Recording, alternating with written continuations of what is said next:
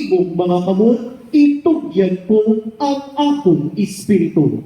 Kini pagabagbato ni Brother Fidel Politico, SB Secretary since 1999, Trinitarian Millennial Training Center, Training Director, Research Author, Juris Doctor, Catholic Faith Defender, and founder of CFB Dasdas. Ikapitong pulong, Pater in manos tuas, kumindong spirituam miyong. Amahan ko sa imong mga kamot, itugyan ko ang akong espiritu.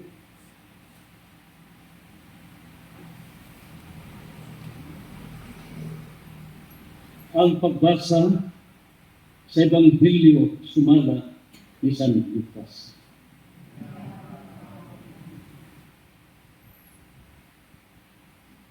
Mga alas 12 ang takna kadto. Sa dihang mihunong pagdanag ang adlaw o bithabo ng kaligit sa tibuok kayutaan hangtod sa alas 3. O napikas ang tabil sa templo ugon niya misingkit si Jesus na mag-usog. Amahan ko, itugyan ko sa imong mga kamot ang akong espiritu. Uguman siya makasulti ni Ibig, siya namatay. Ang Ebanghelyo sa Ginoo.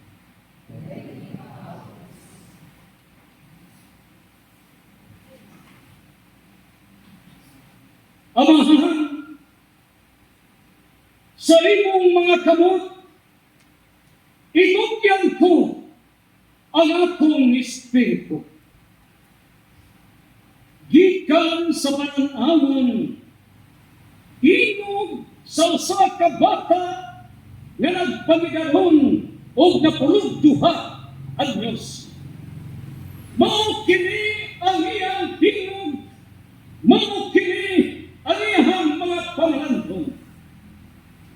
Meaning Bernis Santo, usa ka ordinaryo nga bata, dili politiko, dili pare, dili negosyante, kundi usa ka yanong bata nga makadungog, makakita o makahinungdo.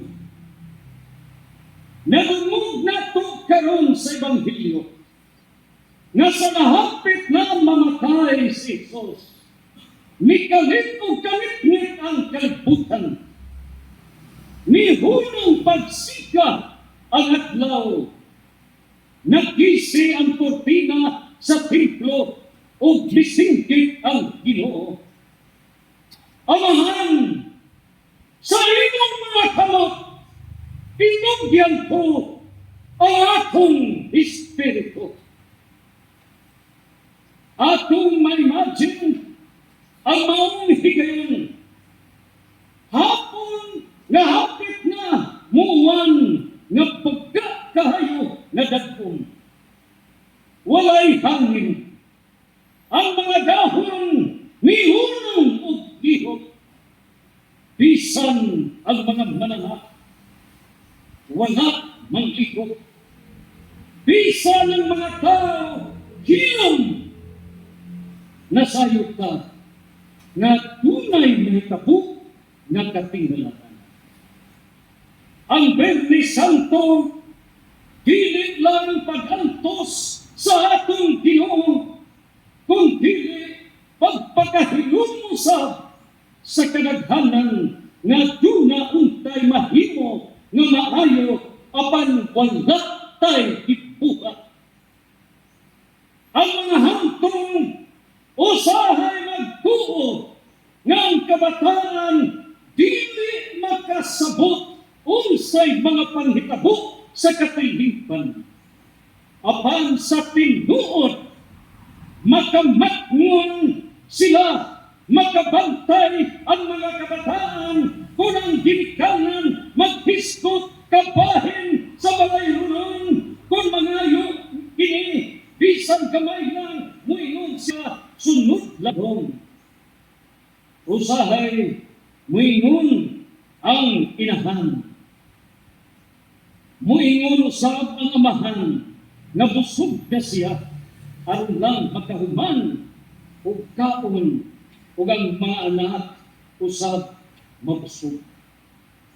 Makabantay ang kabatanunan ng inahan magbuol hangtod nga maingon usab nga inahan magngita og mga tambal para sa ilang mga anak. Mas tug-ak na ang kwisyon kaysa atong mga pads. Kung maputla ng kurente o malangang pagbayad sa tubig, maghisgot na usab na misaka ang mga petihan, labi na sa pagsaka sa gasolina. Ang kapitos o kalisod sa gilikanan nasabtan sa mga bata. Ang batanon, ang kalaghanan sa kabatanunan karon, hinhinusab, nakita na kasakit o kalisdanan sa kinabuhi.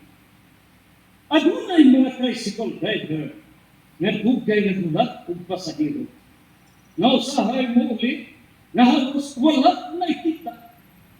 Adunay mga isda nga mapalaod sa iyo sa kadlawon unya mo uli nagamay ra ukuha kay nausap na ang dagan sa panahon. Ang magkukumang mubaligya sa ilang abot na barato na presyo aron lamang makapalit ng mahal na pamalikon. At hunay mga inahan na mag-ihap og sinsilyo aron lamang makapalit og bugas sa tindahan. At hunay amahan na mulangyaw sa layong dapit ug ang iyang mga anak munako na magkita o mag-istorya lang pinaagi sa cellphone. Nakita nato ang mga lulo na nangikamot unta sa batangkon pa sila. Apan niya gihapon og pila aron makadawat og tabang sama sa ayuda ug ubalita. Ang mas sakit mao kanang makadungog kag diskurso sa mga politiko nga na-improve na daw ang kinabuhi apan sayod ang katilingban sa atong kahimtang lisod gihapon.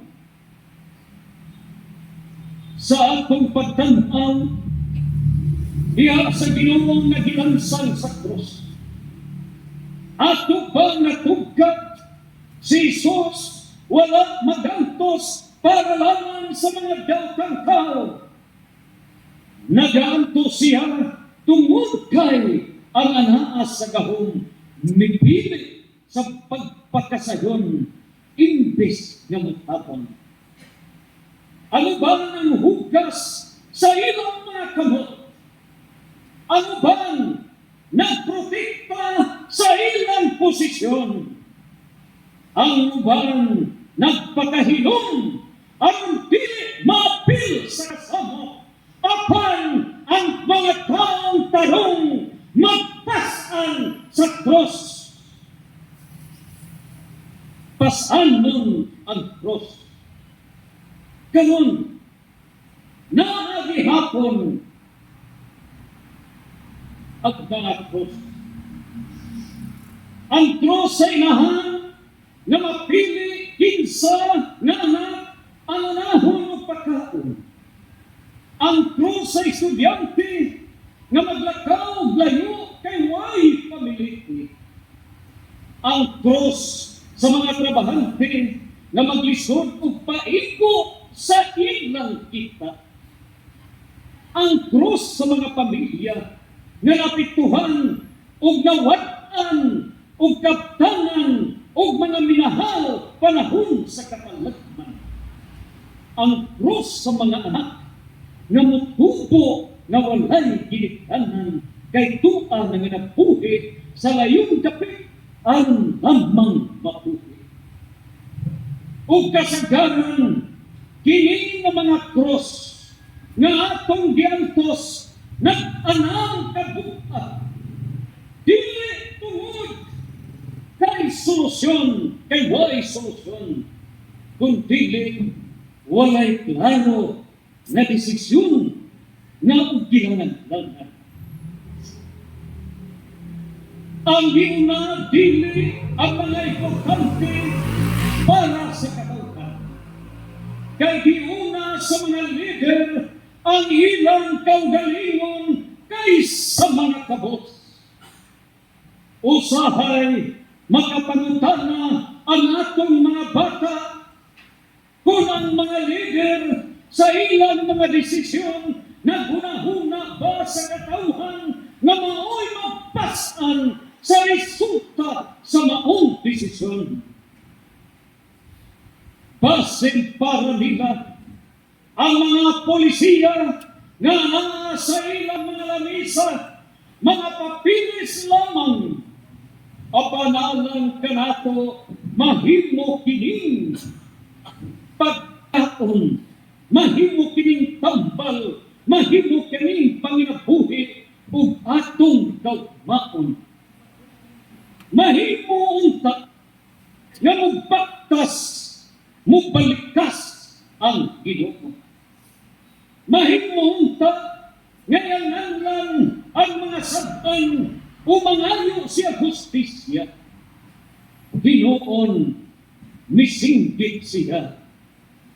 Amahan, sa imong mga kamot, itugyan ko ang akong espiritu. Tungod kay bisan ang katauhan ni pakyas kaniya. Dako gihapon kayo ang iyang pagsalig sa mga. Ang iyang mga pulong mahimong dapat unta paminawon natong tanan labi na sa anaa sa gahom. Kung ang pinabuhi sa mga tao, anaa sa imong mga kamot, luwas ba ang katauhan? Ang mga bata misalig sa mga hantong sama sa pagsalig sa Ginoo dito sa lahat. Kung karon ang mga leader makatulong ang mga bata nga malinaw. Apan kung sila ako mabalaka kayo ng mga bata nga dili masabtan kini tanan. Ang mga bata na karoon at tubo, ang mga bata na nangampong, natagdaan o bayugma, nasayrang bahin, wala silang nasayrang bahin sa ekonomiya. Wala silang naibauan, mahitungod sa politika. Apan nakahibalo lamang sila, unsa ang kagupo. Dili siguro ang pagbakon sa atong kabataan. Niining higayuna na sayo ug dugang kabalakad. Dunay uban ng mga classmate nangundan na lamang sa pag-eskwela kay dili makasuporta ang ilang ginikanan. Nasayo usab nga dunay tuman nga mabuk ng mga katalagman nga daw wala sila'y duwas nga kapasilungan. Nasayo kita sa kaminaw kung ang mga ginikanan mugawas ang hasot ug mudako ang mga bata nga sa cellphone ra makita ang ilang papa ug mama. Ang mga ginikanan mugawas ang hasot panipalad kaway klarong panipalad niining atong yutan. Busa, gusto sa mga bata Mangutana karon ang mga bata ngadto sa mga leader nga gitugianan sa gahom. Nga naghimog desisyon sa inyong mga papel nga gipirmahan. Nakita ba ninyo ang kaugmaon sa mga bata? Generation Alpha, Generation Z, Generation Y, Generation X, ang mga kabataan o ang katauhan sa nasyon. Sa inyong pagdebate, nadungog ba ninyo ang kagutom sa katauhan? Sa imong pagbarog sa imong argumento, naglantaw pa kamo sa kaugmaon sa atong katauhan, labi na sa atong mga bata nga nanandoy sa hilang kaugmaon nga buot pa silang magpakabuhi ni hindi kalibutan. Dili pa sila magkabutan. Dili pa sila makahimo o propista. Dili pa sila makaistorya at ubangan sa mga reporters. O asa man munagok ang mga bata, asa man sila munagok, busa niining higayon ang tingog sa mga bata, gidala ni Jesus. Amahan ko sa imong mga kamot, itugyan ko ang akong espiritu.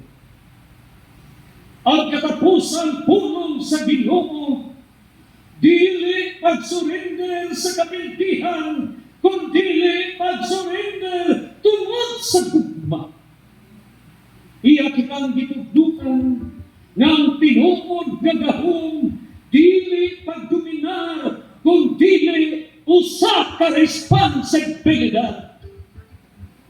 Ang pagtugyan sa atong kinabuhi sa kamot samahan nagpasabot nga siya maayo ug ang mga pangulo gitawag sa pagpamalandong sa maong kaayo sa atong amahan.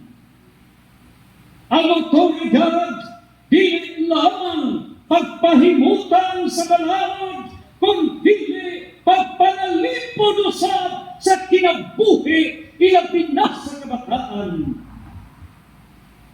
Dili lang pagplano sa mga kaugmaran, kundi pagtuboy usab ni atong mga naglisod.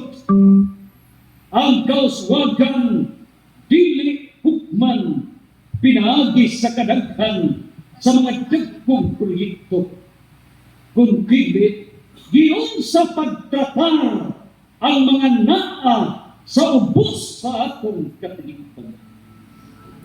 Aban bisan sa kamatayon ni Jesus, wala magpabilin ang kagitgit. Miabot gihapon ang kabuntagon sa manato nga nagpahinom bisan sa katapoy sama sa mga silingan nga mutabang ug mupahambit sa panahon atol sa kalamidad. Bisan sa mga kalisdanan o kawadon, kantigo gihapon kita mosampit sa langit. Kita dunay paglaom. Paglaom nga dili automatic, tungod kay ang paglaom na kinahanglan ng mga tao sa nga mupili sa pagkamatinud-anon. Mga tao nga antigong mupili kinsa nga ngay nga walagad. Mga tao nga mupili dili tungod kay nakadawat sa kwarta, dili tungod kay mabaligya sa iyang katungod nga mosunod ni Judas Iscariote, nga mabaligya sa iyang katungod matang aksyon sa matag piniliay ni hatong katulimpan. Mga tao nga mahinungdong pag-una sa mga nanginahanglan, mahimong tubag sa mga pagampo, sa mga walay hinog sa katilimpan. kundi kinahanglan ang kabaguhan sa atong katilingban. Magbasol ka, hunong na sa pagbaligya sa atong katubod. Karon, masabta nato ang pulong ni Jesus. Sa imong mga kamot, tinugyan ko ang akong espiritu. Dili mga pulong sa usa kay malakyon, kundili pulong na maghinumdum kanato. Pulong kini sa mga bata nga buot pang magpakabuhi, nga nagtuktok sa kasing-kasing sa mga ginikanan sa dili pagbaligya sa inyong katuhod sa manikuha. Pulong kini nga nanghita og kaluoy, nga mga namunuan makahinumdum nga puno sa mga tao nga kasaligan o dili mabiktima sa mga pasalig. Ang kabataan nga buot magpakabuhi, musinggit na lamang sa langit. Amahan, sa imong mga kamot, itugyan ang among pamilya. Amahan, sa imong mga kamot, among itugyan ang among nasod.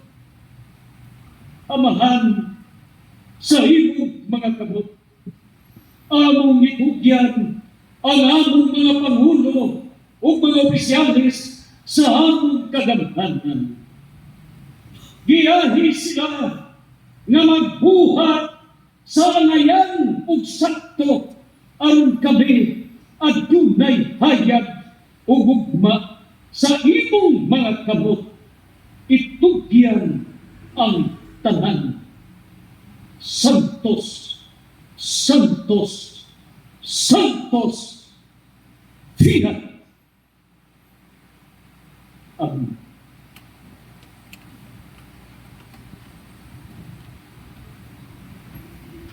Niining adlaw, kanusa si Jesus nangilaba sa iyang amahan, diha sa kasakitan sa iyang pasyon, mga muyo kita sa amahan, uban sa dakong pagpaubos o paghinulsol sa atong mga kasalanan.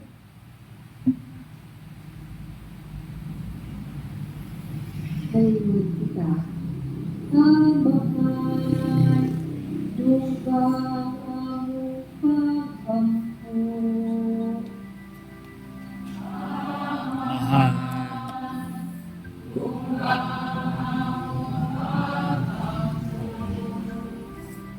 Alang sa simbahan, nga magpadayon siyang matinud-anon sa pagwali kang Kristo, nga misalig sa amahan, o magbarog alang sa mga kabos, sa mga nag-antos, o sa mga walay tingog sa katilingban.